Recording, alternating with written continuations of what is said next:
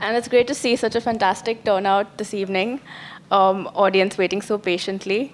I think it's really testimony to your pulling power, Mr. Gopalakrishnan, as a management guru and speaker. So, I mean, they're here for you, not for me. So, I'm excited to delve into into the book. I'd like to start by asking you, why did you want to write a book? Because the title, Pivots for Career Success, seemed a bit misleading. So what was your intention for writing it? And a little bit about the meaning behind the title as well. Well, thank you, Sonya. And am I audible to everybody? First of all, thank you very much to LSE Alumni Association. And I deeply apologize, I'm 10 minutes late. I didn't budget for 1 hour, 40 minutes from Cuff Parade to here. I mean, I thought I was going to come ahead and meet people. But anyway. Why did we write this book and how did we choose the title?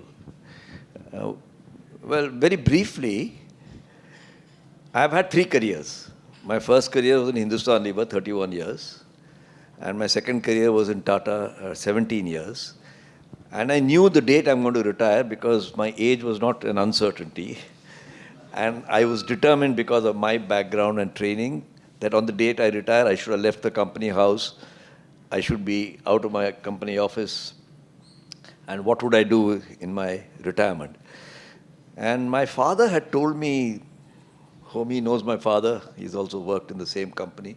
And my father had told me long ago, when he was alive, that if you want to catch a running train, then you must run with the train before you try to hop on. So try to figure out how you would like to spend your retirement. Don't make the mistake I made.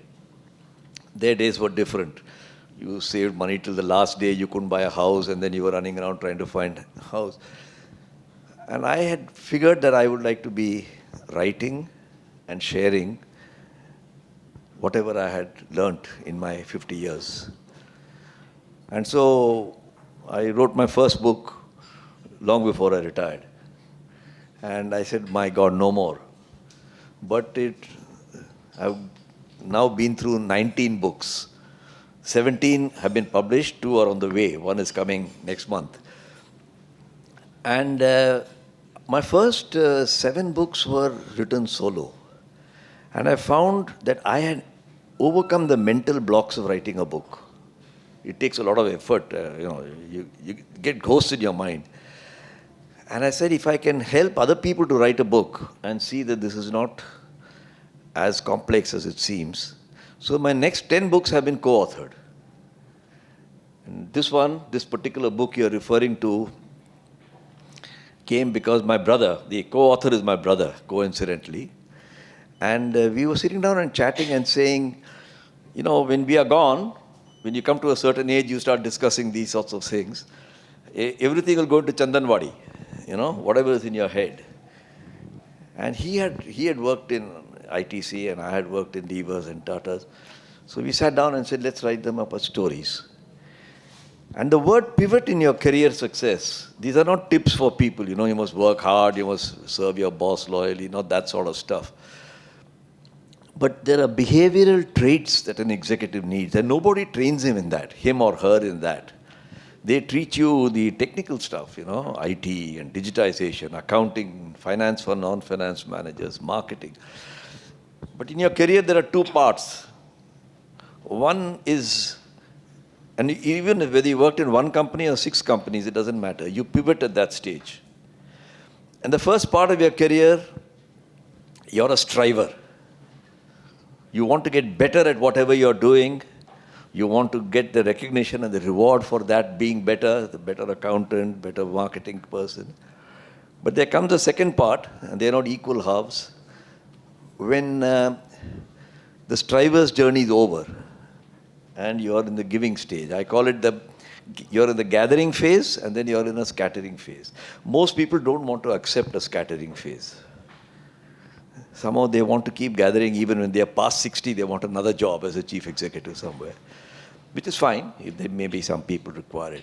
So the word pivot was swiveled around the fact that you move from a gathering phase to a scattering phase. So I really wanted to understand when that pivot really happened for you, and was there a single pivot that changed the trajectory of your professional life, or was there a series of pivots? Because looking back on like a 50-year career, did you have to pivot multiple times, or was there like a one big pivot that changed the trajectory? This pivot word has become very popular with the startup guys. Yeah. And what they mean is, I got it wrong, I'm now correcting it, and then they keep pivoting. Same thing happens in a career. Nobody's got it right for one phase and then readjust to the next phase. So there are a number of pivots, but this is the major pivot. And the reason it's a major pivot, I think, is because I'm sure I'm talking for myself, but I suspect I talk for many others. You don't realize the moment when you ought to pivot. You pivot a bit later than you should. Because the moment of pivoting is one where the penny drops in your mind. And you say, I'm not getting better at it. Younger people are getting better than me. It's damn tough to accept it. And most people postpone it and postpone it. Some of them become pains in the you-know-what. And other people just can't adjust to it. They become... So, I think a career, like a life journey, has many pivots, but some are very major. And the pivot that I was referring to, or we were referring to in our book, is this pivot when you move from the gathering phase to the scattering phase. Okay. The pivot that you don't want to happen. Like a film star who doesn't want to accept that I must do daddy's roles or mummy's roles anymore. Like an executive who still wants to take decisions on a day-to-day basis and fails to mentor people. And so on and so forth. So that's my experience. Okay. So in many ways, pivoting is really about accepting change, identifying it, planning for it, preparing for it, managing it. So we often think of change in terms of what's happening around us, in terms of tech shifts or exciting new technologies. But really, when you come to a management position, as you say in the book, change is about people. And it's about getting people to contribute with new energy and new ideas. But when it comes to managing people, as you had to do in Unilever and then later on at Tata's, why is the people side of change so hard? And what are the essential human qualities or the human behaviors or the traits that you mentioned in your book? What kind of traits do leaders need to have today? You see, all the technical skills you require to do a management job can be taught. Human skills cannot be taught. Therefore, there's a lot of emphasis. You get your CGPA, you get class participation, I think they call it CP or something in IIM. You get a lot of marks for learning technical skills. You can get a gold medal for your engineering or accountancy or whatever you studied. And therefore, our left brain absorbs that, and we all emerge from our IITs, IIMs, accounting courses, left-brained, which means half-brained, because you're not using the other half, people. And I can now think back at the early days of my career when I was a very left-brained guy. My wife still thinks I'm left-brained, but I won't go into that now. The right brain is the one that deals with emotions and people and deals with ambiguity. And you start to encounter those a little later in your career. Early in my career, I had to sell in Tamil Nadu XYZ tons of soap or shampoo. Then I tried to do the same thing in Maharashtra. You sold personal products one day, you sold dalda the other day. So you got experiences on technical level. If you're an accountant, you became an assistant accountant, you became a factory accountant, a financial controller, and so on. The people part has to be learned, it's not taught. When you learn something, it always takes more time than things that you're taught. I mean, I always say that music is taught, but at the end of the day, you're a musician if you learnt it. And that's the sort of thing about people skills. I'd like to touch upon individual reinvention, which is what pivoting is all about. Professionals across the world, across industries, across all levels. I'm sure some of us in this room have also faced these questions, grappling with the issue of relevance. On one hand, there's this delayering mania happening in companies, in the tech sector particularly, as they try to cut costs, cut layers, increase agility. And then there's this deepening generational divide on attitudes to work as people reevaluate their priorities. And 1 in 3 professional jobs are at risk of replacement by AI, according to Goldman Sachs. So I think a lot of people, younger and younger in their careers are really grappling with the question of relevance. And so if you're in the job market or if you're entering it, what do people need to do to stay in demand, stay relevant, stay productive over their lifetimes? And you coming in with that level of a 50-year career, how do you stay in demand? How do you stay relevant? That's a question a lot of people might be asking themselves. I can only share my experience from the mistakes I've made. Today I'm telling you, but it's not that it was obvious to me 40 years ago. The first thing about staying relevant is to understand there'll be a moment when you'll become irrelevant. You just don't accept it. When I was 35, when I was 40, even 45, maybe even 50, I felt I'm the tiger in town. What do I mean by tiger in town? That I'm improving my skills. I'm getting better and better at something. The truth of the matter is, if you look at learning ability of a human being, you cease to get better skilled at a certain age. And the studies have been done by profession of accountants and engineers and poets and musicians. I'm not talking of the outliers. There'll be some people, MS Subbulakshmi was learning even when she was 70. I'm not talking of those cases. Most of us are not MS Subbulakshmi, so we have to understand that we are ordinary people. So once you accept that at some stage I might be irrelevant, trying harder is not the right thing, trying smarter becomes important. It is that pivot that I'm referring to. And then you find a young chap, much younger than you, maybe almost your son's age or nephew's age, who understands the subject better than you. Like digital to people of my age group, it's mumbo jumbo. And then you say, I am not in the phase of improving my own personal skills, but in the phase of helping other people to contribute by giving space. And I think it is that sort of change that keeps you relevant. My relevance as a CEO of Brook Bond was one thing, but as a director of Tata Sons, I was no more running a company. Somebody else was running the company. He's my peer. He's not my junior or senior or anything. He's my peer. If I couldn't help him, he'd say, go to hell. I don't want to talk to you. People like Homi would be running the company. I would be sitting on his board as the vice chairman, but that didn't make me his boss. He just said, if I can help and work with Homi in some way which advances him, his success will determine my contribution as a director. So that kind of mindset change is what keeps you relevant. Now, coming to organizational reinvention, like just as people are grappling with the issue of relevance, so are companies. Could be because of shifts in the marketplace, shifts in technology, shifts in competition, shifts in consumer behavior or regulation or deglobalization. There's so many things that are happening around us. A recent CEO annual survey by PwC said that 41% of Indian CEOs think that their organization won't be economically viable in 10 years' time if it stays on its current path. Yet a bigger barrier to growth is possibly internal. For example, CEOs have so much on their plate. They have an inability to focus. If you're family businesses have promoter infighting or succession issues, or if you're a large conglomerate, there may be a culture of risk aversion or organization complexity. So if you were a CEO tasked with reinventing a company today, where would you start? And what would those preconditions or preparations you need to initiate change?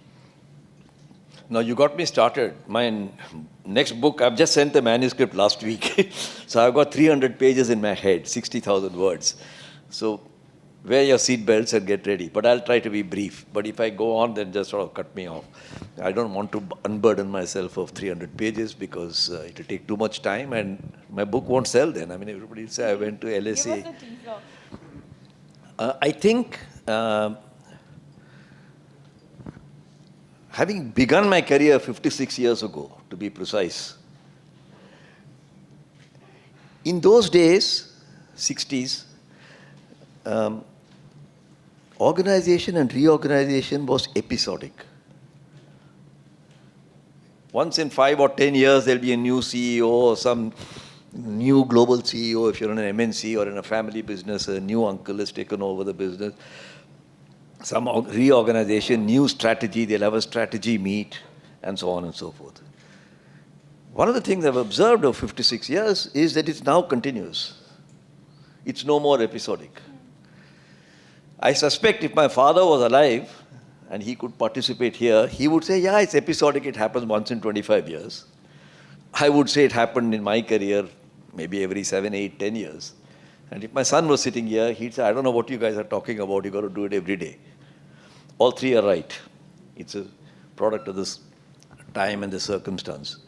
So what is this time and circumstance that we have been trained in strategic planning by extrapolating data of the past. Because we don't know the future. How much numerical analysis can you do with the future? You can imagine. I call the ability to analyze the past as mindfulness of the detail. An accountant is very mindful. Industrial engineer is a very mindful person. Mindful means living in that moment on that particular subject. What strategic planning has increasingly done is shifted the emphasis to what I call mentalizing. Mentalizing means imagining. Who knows what's going to happen after 20 years, 15 years, how my company should be ready. But you have to imagine it. And it is in that shift that you are driven to look at certain kinds of factors which everybody is familiar with, social factors, demographics, technology factors, AI, and all the 3 alphabets will be thrown at you. And you've got to pretend you understand it.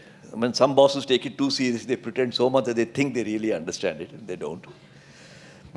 And therefore, if I had to, I'll choose one bucket which says, what are the technical aspects of the future that I have to imagine? And I would get a lot of people to come and contribute to that, because it's not my forte to know that. There's a second bucket, which, what are the people implications of this? There, I think, people in that second part of their career, I would get into the room. They're two different people. So you can get young geeks to come and say, do competitive analysis. Say I'm in a company which is making lubricating oil, just as an example. EVs are coming.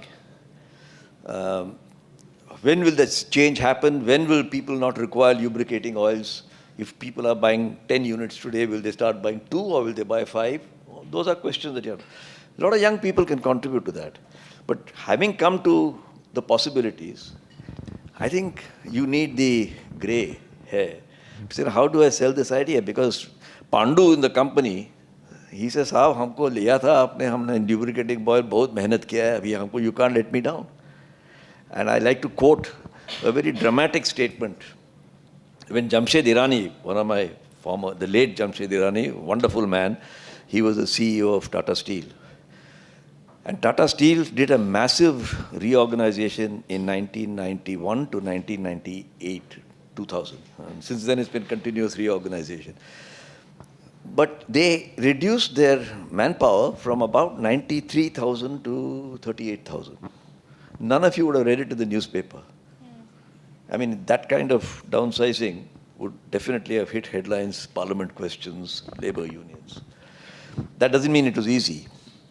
But the incident I want to narrate to you, which Jamshed himself has told me, he was addressing the staff, trying to tell them what has changed about the steel industry and liberalization. And one of the union guys got up, apparently, and said in Hindi, just challenging the Parsi to speak back in Hindi, he said something to the effect that आप तो हमारी, आप कह रहे हैं नौकरी कम हो जाएगा, आपको तो वादा दिया आपने कि मेरे बेटे को नौकरी मिलेगा, उसका क्या होगा?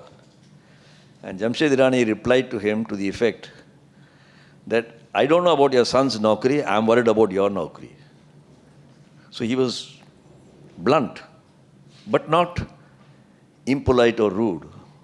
And the discussion finished, that none of you may be having a job tomorrow if we don't do A, B, C, D, behavior change. So two buckets, the technical aspects which are capable to analyze, the human aspects which are not possible to analyze but you must imagine. And our book is also structured in that way. It has two parts, the numerical, data-driven part. And on the subject of artificial intelligence, I'm no expert, but I suspect it's taking too much prominence and we are giving up natural intelligence. We'll come to the artificial intelligence a bit later, but you're essentially saying that leaders need to imagine the future and then work backwards and then, bring the organization with them. And you have to be able to adjust that you might have made a wrong estimate. Imagine that you think, I'm going back 15 years, you say, oh, India can now be global. I can acquire companies outside the country. Okay, you've imagined India's liberalized, we can acquire companies. But what does it take to acquire a company and assimilate it into your main body? Certain thing. But it can go wrong. What is your exit? How do you sort of cut your losses? All those things are part of what I call the imagination. Do you see CEOs taking that long-term view as opposed to looking simply on, optimizing the present in terms of their benchmarks and targets that can be achieved within their tenure? Or are they actively looking at how do they reinvent, reimagine all the time as a continuous process? I can't comment. It will be a very Yeah. broad statement if I say CEOs are not doing it or CEOs are. There are several CEOs who do it, several who don't. And all I can say is that I undertook a management research project with the faculty of SP Jain Institute of Management here in Bombay about 5 years just before COVID. And we published those books as well. As to what do the CEOs do who are thinking of, because that's a better lesson than sitting and passing judgment on other people. Yeah, that's a better question. And I won't go into the whole research and what we found, but three things leapt out at me, which were a bit counterintuitional. Okay? The first one was CEOs, whom I call shapers of institutions as distinct from good CEOs of good companies. Most people think you become a CEO, you're a CEO. You can be a good CEO of a good company, but there's a higher Everest to be climbed from there, which is to be a shaper of an institution. Like HDFC, Deepak Parekh, or Kiran Mazumdar-Shaw in Biocon, or Harsh Mariwala in Marico. And the first thing that startled me was finding that the CEO and the leadership team, read what the word CEO, the top team, spend between 25 to 40% of their brain time, not clock time, on people. Wow. And one of the metrics I use, if I have to make a very quick judgment, is CEOs who are not doing that are probably missing the long term for the short term, or the other way around. Okay. Second, they were very adept at what I call critical thinking. And critical thinking we have defined as the ability not to inquire into what is in this product or in this problem, but what is this problem a part of. I call it the geological view versus the astronomer view. The geological view is dig till you find zinc, water, whatever. The astronomical view is to look up and say, what is this a part of? They are very different perceptions. And I dramatize it by saying, if you found a geologist and an astronomer and land them on the moon and ask them to send back you radio signals, what they found, what do the geologists do? He'll take out his kurpi, and which is very valuable. He'll tell you at 100 feet I found zinc, at 200 feet I found platinum. But the astronomer will say, wow, you're a very small part of a hell of a lot of things around us. And they are very good at that. I think one of the most impressive, from my point of view, or dramatic people in this second regard of what is this a part of was Ratan Tata. I mean, he's a very unusual mind. We were all digging into what is inside this problem, and he would ask a question which looked like a random one, but actually it set you thinking. And the third one and the last one is they were able to manage the short and the long term simultaneously, which is the question that you started with. I'm going to talk a bit about data and sense making, because a lot of companies have adopted, a very data-driven mindset where every decision is made on the back of, really rigorous data analysis, which, yes, it has a good side because if you're tracking the right metrics, but it also has a dark side where what if the data is skewed, or if there's a gap between the data you have and the data you need, which is a lot about, if people are imagining the future, there's no data for that. Or if the data exists in silos and therefore lacks context, or there are ethical considerations. So how do these leaders actually make sense of very disparate signals in the environment when the questions they are grappling with are, as you said, ambiguous and complex? And then what role does judgment and intuition play? A big role. My first book, 2007, was on human intuition, leadership's intuition versus data. We tend to think of these as alternatives. Actually, they're not alternatives. They are part of the same linear journey. At some stage, you can collect data and analyze them, and analyze them, and analyze them, until you find there is no more scope for analysis. There's no more data.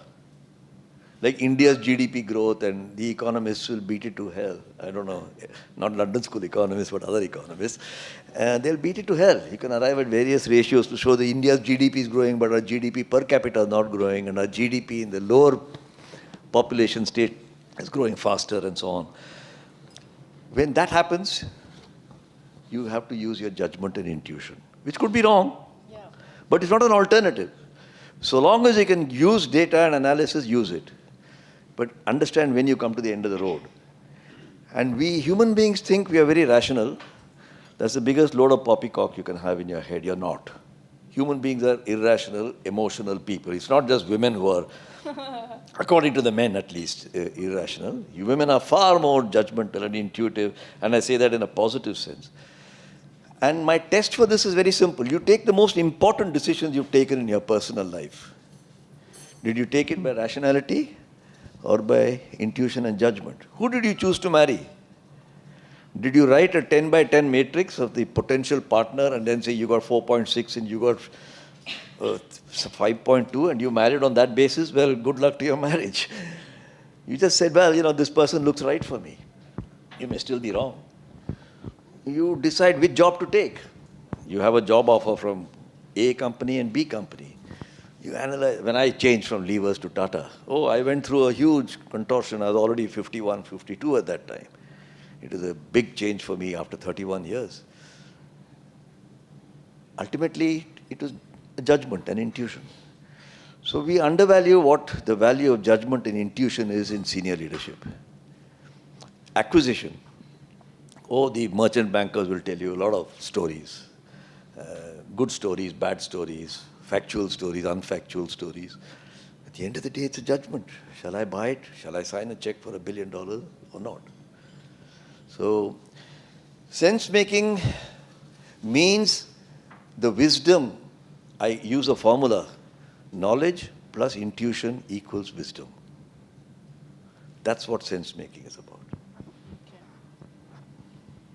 I think the bigger question is, how do you get your message across and convince other people about your gut instinct when the data says otherwise?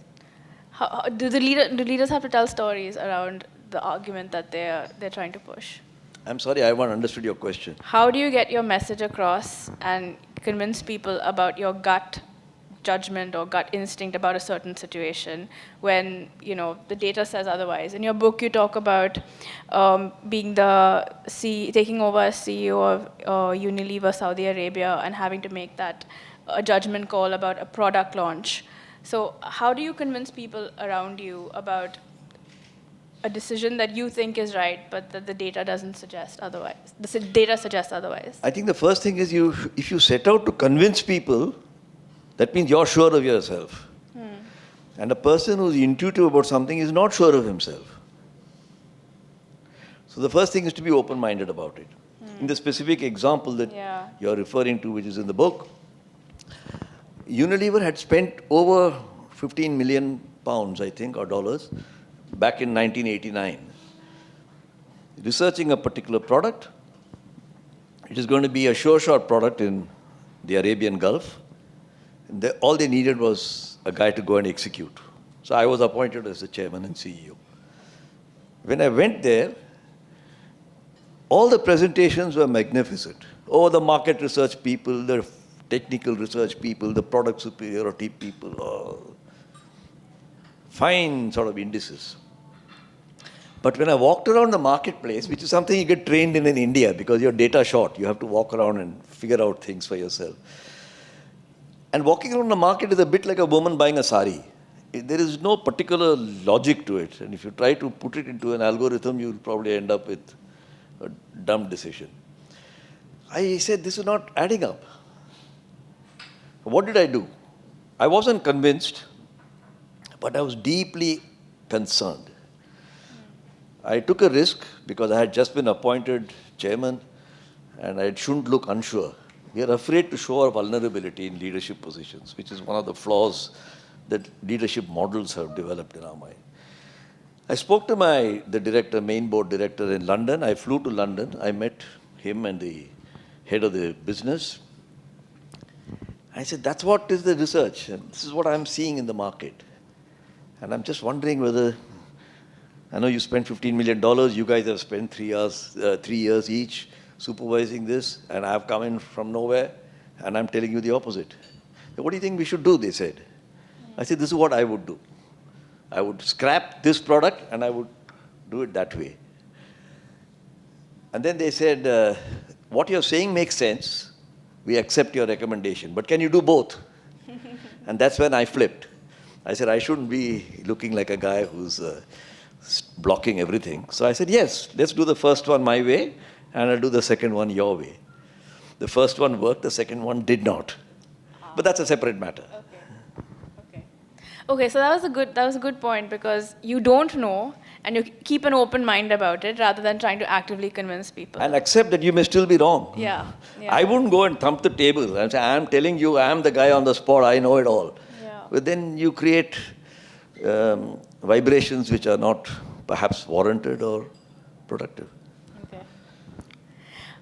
You talk a lot about the importance of narrative in sense making, where it's really important to infuse the facts and the numbers with emotion, meaning, urgency, to kind of provide a clear sense of direction at times to people or motivate teams.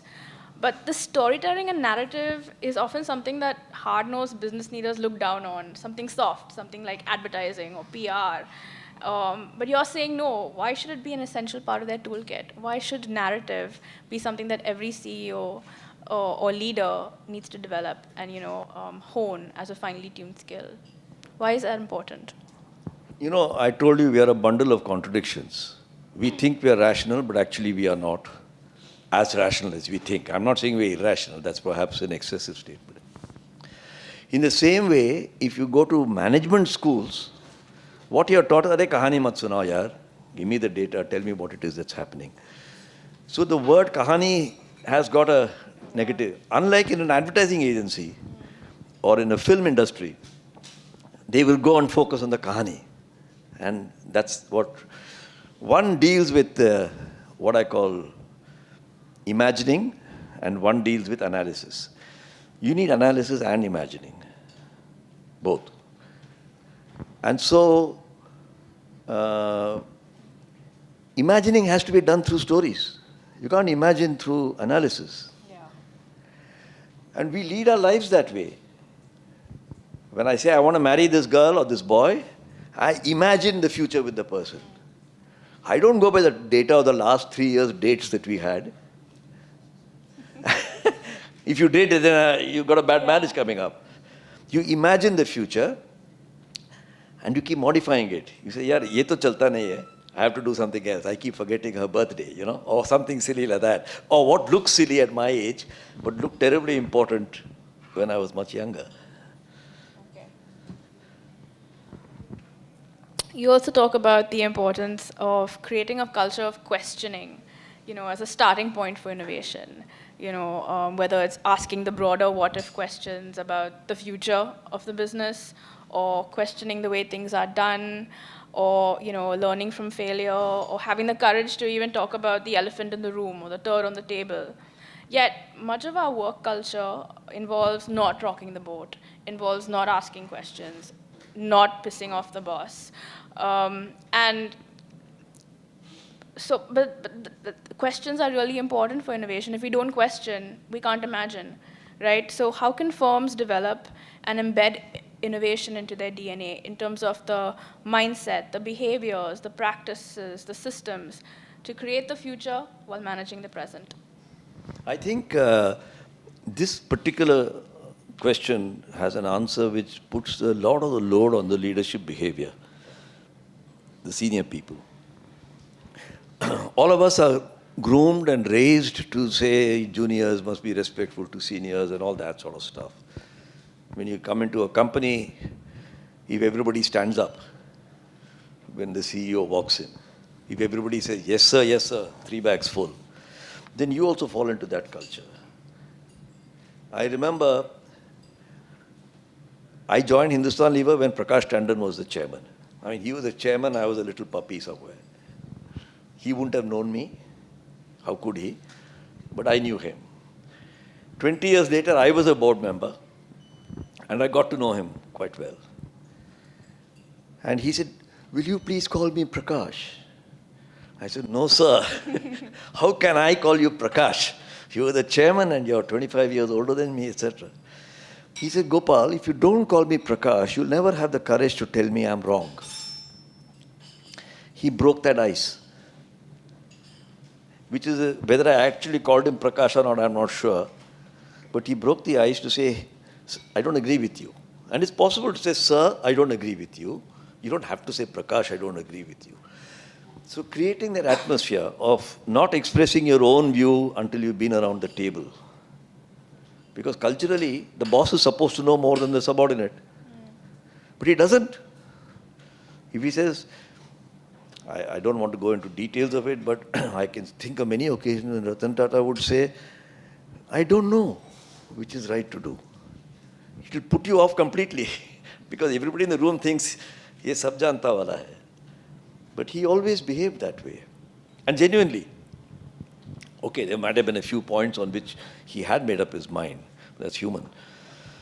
So there are very good qualities to have, to open up people and get into the question of challenging. But if you devour a person who asked you a question, and that can happen in companies, it does happen, the next guy is saying, I'm not going to be the bakra here. Yeah, people don't want to look stupid.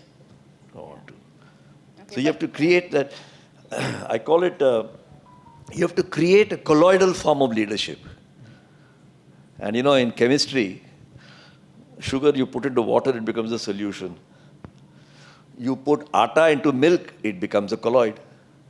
You put sand into water, it will precipitate. So we understand what's a precipitation. Most people will understand what is dissolving. Most people don't understand what happens in colloidal. In a colloid, the atta is dispersed in the milk.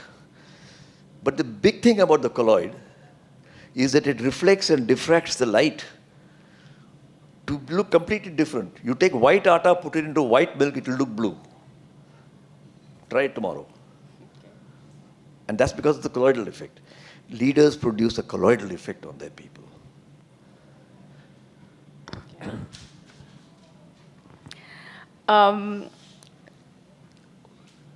Recently, the outgoing CMD of Unilever, Mr. Sanjeev Mehta, in a recent interview said something really interesting. He said, the big will not beat the small, but the fast will beat the slow.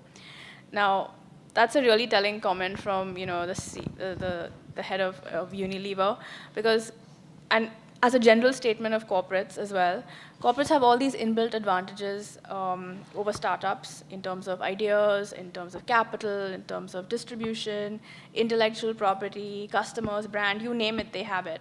But they're also known for slow and sluggish decision making and risk aversion. So how do corporations become more agile? And what are some of the blockers that need to be removed in order for them to, move faster in the marketplace? Well, I don't know if there's a magical way to become agile. If I was an IT guy, I would tell you there are agile technologies. And if you're a sucker of a CEO, you'll believe him and spend your money on it. But, nature gives you lots of lessons. Why has the cockroach outlived dinosaur? Have you ever thought of it? Why have bacteria outlived the oldest known mammal? So we have a misconception that size is equal to longevity. Any medical science will tell you it's probably the opposite. It's better to be petite and slim and underweight. Not underweight, but certainly not overweight. The second thing so the first misconception is size is a form of survival. It is not. Yeah. The second thing is about, is it easier to make money with agility, startups, or is it more difficult to maintain money, grown-ups? And instead of giving a yarn on it, I was recently in Boston and I went to Rhode Island to see the Vanderbilt home. All of us have heard the name Vanderbilt. He was the richest man in the world in the 1870s. And I won't go into the whole history and story of it, but he built a beautiful bungalow there, which is now open for the public to go and see. But the Vanderbilt empire was finished in 30 years. But the statements that I want to make, which are relevant to your question, Cornelius Vanderbilt, Commodore he was called, said, I want to make lots of money. But I'll tell you, he told his son, that's the quotation I'm giving you. It's far easier to make money, son, than to keep it and grow it. That's my advice to you. And he handed over to his son. 25 years later, the son was asked some question by press people. And the son said, it's a curse to have too much money. You don't know what to do with yourself. In the event, the person who was supposed to grow and maintain that money could not do so. The Vanderbilt family, for a variety of reasons, which is not the purpose of our discussion. And the message I want to take is the insight that senior Vanderbilt, Cornelius Vanderbilt, had when he said, I can tell you one thing, it's much easier to make money than to maintain and grow it. Grown-ups maintain and grow money. Family businesses maintain and grow money. Exceptions apart. Yeah. Startups get valuation but not value. No, I'm making a very broad statement, so please allow me to withdraw that. I'm saying startups may make big valuation, but it's not necessarily value. How many startups can you think of in the last 40 years, 50 years, which today exist on the stock exchange and do something significant? Create jobs, you will name a few. There are. Amazon, Google, all of them? No. Tell me in Once. India. Okay. Everybody says Amazon, Google, because they can't think of anything in India. But there are companies. TCS, Infosys, they're all startups. HDFC. Yeah. When I began my career, there's nothing called HDFC. And you wondered why would a sensible guy who's in Chase Manhattan Bank quit and join his uncle in HDFC? Today, they're the third largest. So there are examples, but not enough. The problem with Indian capitalism is, this is my opinion, I beg to defer to those who have a different opinion.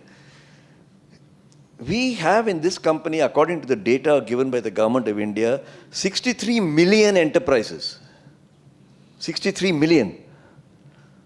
6.3 crores. I include an enterprise, a plumber, a one-man consultancy, lawyer's firm. I include Reliance and Hindustan Unilever, everybody. Of the 63 million enterprises, which employ a very large number of people, and there are stats for that. Only 20,000 have a turnover more than 10 crores. Okay? So I don't know how you deduct 20,000 from 63 million. You can do the math. After 20,000 who have a turnover more than 10 crores, not assets, 4,000 are listed. Of the 4,000 that are listed, 100 make up 80% of the stock market capital. You know, we read about the stock market every day as though it is some new game in town. But that's the game. Now, I'm not saying the stock market is bad. It's not the fault of the stock market. We don't have a wide enough spread in our markets. And what India needs, and what India Inc. needs, is to convert from a land of pygmies with a few giants to a few more medium-sized giants. At least in my opinion. So, for pygmies to convert to giants, what do you think what do you think is going to get them there? What do startups need to do to behave like giants, to think like giants? I'm not trying to sell you my books, but read those 6 books that we have written. In the process, if it sells, that's well and good. Because, you know, it's the only piece of research done in India on this subject. And working with academics is tough, believe me. I'm not an academic person. But I have 5 academics with PhDs. And I was some Lallu guy who had worked in some company. But we put our heads together and arrived at 2 plus 2 is equal to 4.3 or 4.4, something good. And we wrote the books on these 6 companies, HDFC, TCS, Infosys, not Infosys, Biocon, Marico, Kotak Bank. Kotak Bank has come up in the last 20 years. And it's probably one of the most successful. It's smaller than HDFC, but it's a fantastic bank. Uday runs it very well. So what do they need to do to make that shift? Okay, since you're insisting, Okay. I'll tell you my Brahma mantra. It'll make no sense to you, but I'll tell you. We have created a 3x8 matrix. What I'm telling you may sound even more mysterious than what it is. We got a 3x8 matrix. 3 things are essential to do. Like a golfer must have a wood, a driver. He must have a putter and at least a mid-iron, 6 or 7, otherwise he can't play any golf. So 3 are essential. Of the other 5, the 3 I told you already. People and human relations, short and long term simultaneously, and critical thinking. There are 5 others we have listed, and we said you may choose some of these. And we have illustrated how each company has chosen something different. And if you practice these, no guarantees, there's a better chance you can convert a pygmy into a grown-up man into a very successful. Our focus has been on longevity of companies, not on size. Okay. Nobody produces a baby in the family, कि ये 20 साल में मर जाएगा तो चलेगा. I have not met such a person anyway. If it happens, it's most unfortunate, of course. So, when you found a company, you must have a founding philosophy for it. And a founding philosophy doesn't require you to go to London School of Economics or IIM or anything, What did Hasmukh Bhai Parikh say, H.T. Parikh? He said, I want people to be able to own a home. I want every Indian to be able to own a home long before his retirement. Because he and my father's generation are people who, the day they retired, they said, now what do we do next? Life has moved on since then. Yeah. So that's a very simple mission. And HDFC has been true to that mission in multiple ways. And so on and so forth, stories of each company. Jamshedji Tata said this, I've earned my money from the people, it must go back to the people. It's 150 years. Tatas are still doing the same thing. Unilever said this in 1882, that we want people to look clean and good. Whatever Sanjeev Mehta may say, that's still what Unilever is doing. Yeah. And there's nothing wrong with it, by the way. And lastly, since you talked about very briefly about AI at the beginning of our chat, and I want to come back to it. You said, okay, so there are two kinds of conversations on AI. One is a sense of wonder about how it'll enable us to do things faster, better, cheaper. And the other is fear about, the jobs that it'll gobble up. Now, we know that, the impact of AI will vary across industries, but in the long run, the future of business, the future of innovation, does it depend on people or machines? Both. It's not a cop-out answer, but both. Listen, when I began my career, I was amongst the first IT guys in this country. Back in 1967, I had studied electronics and computer engineering. Don't ask me what I did for the rest of my career. 5 years I did it. And in those days, we used to have IBM 1401 machines, Fortran programming on 360, IBM 360s.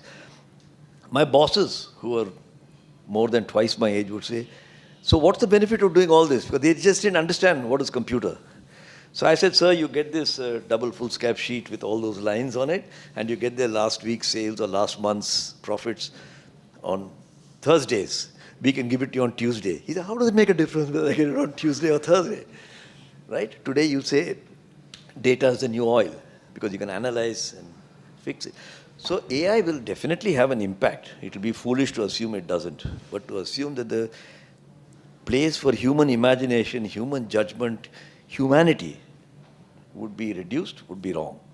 It is what is to be worried about is our inability to adjust from the rational to the humane. That is what happened with computers. Exactly that. When I began my career, we used to have a double foolscap sheet with carbon paper. And people writing with ball pen. If you carried on that way, your company wouldn't exist now. So, I'm a great believer in technology, but I don't want future managers to be slaves of technology. I want them to be acceptors and intelligent users. I'll give you only one example, if I may. We think of Hindustan Lever. I'm using borrowed knowledge because I retired from levers long ago, but my friend Sanjeev Mehta makes a presentation every year and I get to know approximately what's happening. And I think I'm quoting him accurately in what I'm saying. They said the future is not going to be like the past. So what does it mean for us? Are we a soap, detergent, shampoo company? Yes. What is our business purpose? It is ABC. How should we be changing for the future? Today, there are just 3 dimensions I will tell you. We used to run Hindustan Lever with 4 branches, B, C, D, M, Bombay, Calcutta, Delhi Metro. Today they run it as 27 zones. Not based on geography, but on consumer taste. Not me, no? Yeah. And they call it WIMI, winning in many Indias. Now that's a very novel form. It doesn't exist in Unilever anywhere else in the world. And those people who are 32 years, 33 years old are CEOs of that WIMI. And the aggregation of those 33 people comes to Sanjeev. I'm making it sound simpler than it is, but that's the way I've understood it. Second, in the old days, my days, salesman will go, he will push the stock, you'll put it into retailers, display it in the shop, and order would be taken.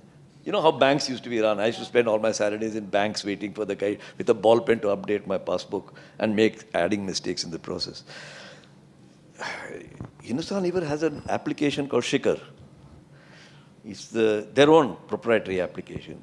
Anybody of the 20 lakh people they service in this country can order 2 cases of Lifebuoy, 1 case of Surf. I want it day after tomorrow. Here I'm paying through Paytm. They digitize the entire supply chain. So they've not been slaves to the technology, but they've adapted it so that it suits. The ultimate consumer act is the same. I'm buying a shampoo to wash my hair, I'm buying a soap to have a bath. But the way in which consumers do it has obviously changed and it should change.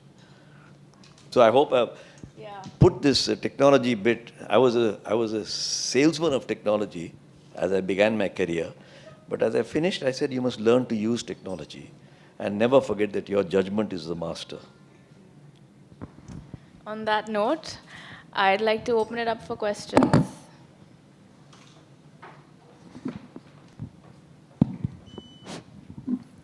Mr. Gopalakrishnan, vanakkam. Vanakkam. My name is Vigdesh Chandrasekhar. My question to you would be, in your career, who are the 2 or 3 people who have had the most impact in the way you approach people and, handle people, and why? Okay, if I give you names of unknown people, it may be not interesting to you. If I give you the name of very well-known people, you'll say, well, of course, you're going to mention so-and-so. So I'm caught in this.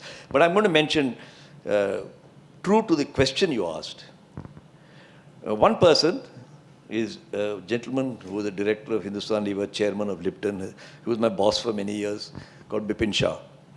He's passed away now. And he taught me the elegance of unearthing the simplicity out of complexity. I used to get really worked up, with this kind of background, data-driven and all that stuff. I used to multiply, divide.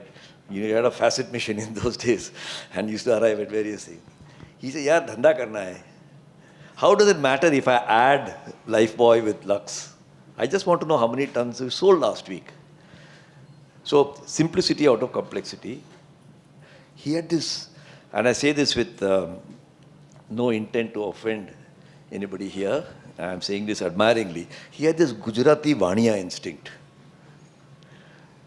which was far superior to a Tamil Brahmin's analytical powers. So that is the first. The second person I would mention who had an influence on me in a positive way is Ashok Ganguly, who also became chairman of Hindustan Unilever. He taught me, or at least I learned from him. Today I still am a friend of his, and he doesn't tell me, he said, I never taught you any of that. But it's what I learned that's important. You can be very firm and tough and yet be compassionate. How can you be hot and cold at the same time is not an easy thing to crack. And the third person was Ratan Tata. When I was, like many others, thinking you ought to be data-driven, here's a guy who just asked one apparently off-wall question. In fact, my first reaction in those early days used to be, where's this guy coming from? But then I realized that the guy he showed me the power of vulnerability. So. Thank you.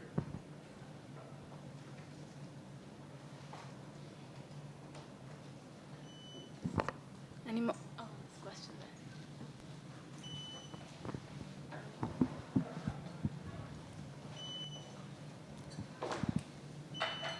Yeah, my name is Julian D'Souza. I'm from the London Business School.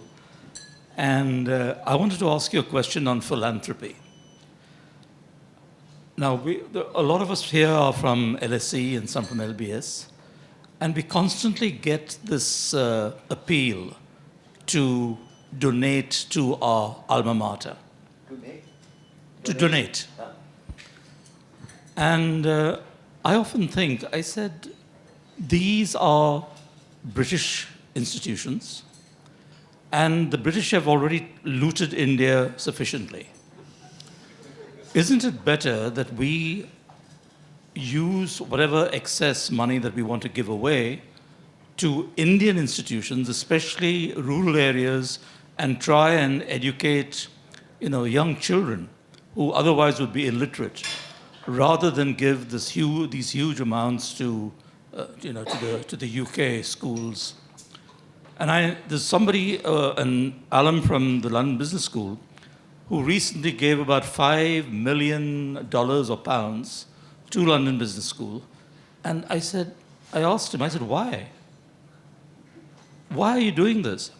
So he said, well, they've instituted a special program with my name on it.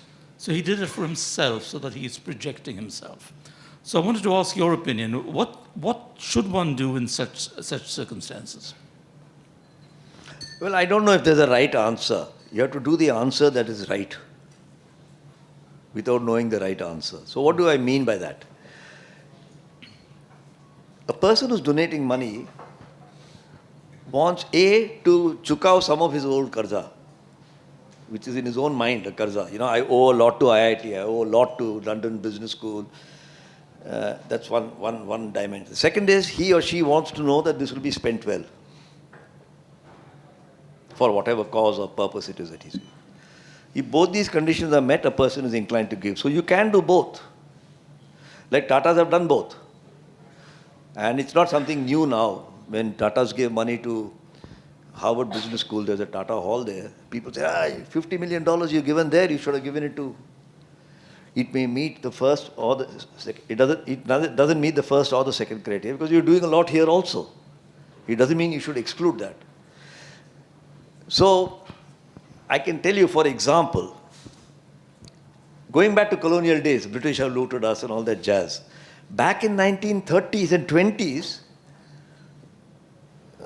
the founders' sons, Dorabji Tata and Ratanji Tata, not this Ratan Tata, but his grandfather, gave money, 4 million pounds of 1920 money to Imperial College, to London, etc., to do cancer research.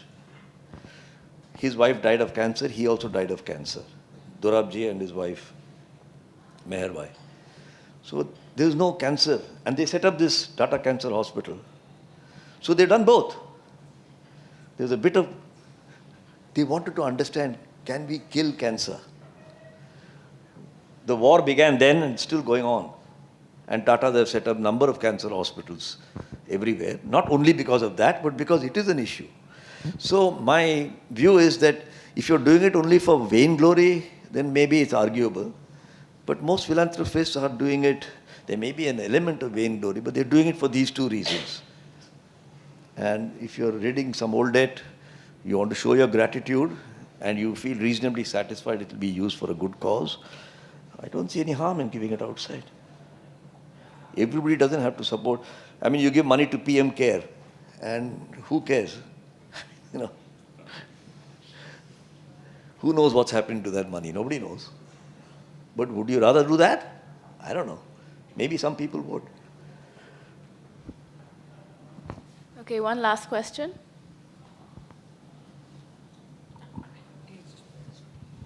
Hello. Hi, good evening, sir. Yeah. Sir, yeah. Hi, I heard the voice of God, so I got to. You just talked about in the previous question, I think. First of all, sorry, this is Akash. You talked about power of vulnerability, right? Power of? Vulnerability, yeah. Could you elaborate a bit on that? I talk of the power of vulnerability. I'm not a Benny Brown or anybody, but if you want to go to the YouTube and listen to Benny Brown, you can hear a lot about it. Most leaders are trained. I can at least talk of generation of my leaders, my generation of leaders, of what an archetype of a leader should be. He must have big blue eyes, he must have square jaws, he must bark out orders, and he must kick the butt of people. You know, this is sort of Jack Welchish, Harold Janine, Jack Welch. These were the sort of iconic people in the 70s and even the 90s.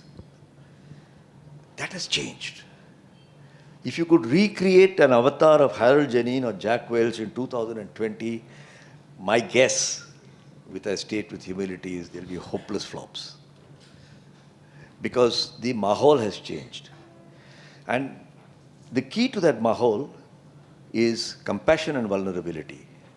And people don't understand how these two can coexist with firmness and decisiveness. And I just mentioned a minute ago. If you read what our Vedanta says you need only four. I'm cheating a bit. I'm not giving you chapter and verse, but Vedanta says only 4 things a businessman has to do. He didn't use the word businessman, so I'm extrapolating. It said, let me now try to remember. First, it said,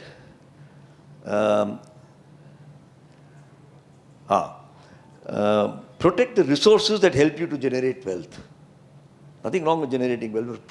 Now, ESG, green, carbon, everything comes within that.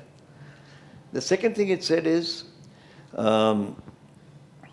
serve others rather than yourself. The third thing Vedanta says is, whatever you do, do it firmly but compassionately. So, 5,000 years ago, somebody said it is possible to do both. And there's one more which will come back to me. But I'm not here to give a Vedanta lecture, but there's tremendous native wisdom, which unfortunately we don't teach in our institutes. Or maybe we do and I don't know about it. But I would very much, you see the number of institutes that come up which says, traditional wisdom doesn't mean saying we had plastic surgery and elephant was put on top of the body of somebody else long ago. That's not native wisdom. This is native wisdom. The evergreen principles of Vedanta, of why do you earn money, what is the purpose of life, these are eternal principles. Thank you. On that note, thank you very much, Mr. Gopalakrishnan, for sharing your wealth of insights to our alumni today. Thank you so much. Thank you, Sonya. You asked me so many questions. I don't know what it's got to do with the book, though. But to sign in. But thank you very much, and apologies again for being 10 minutes late. Thank you for listening.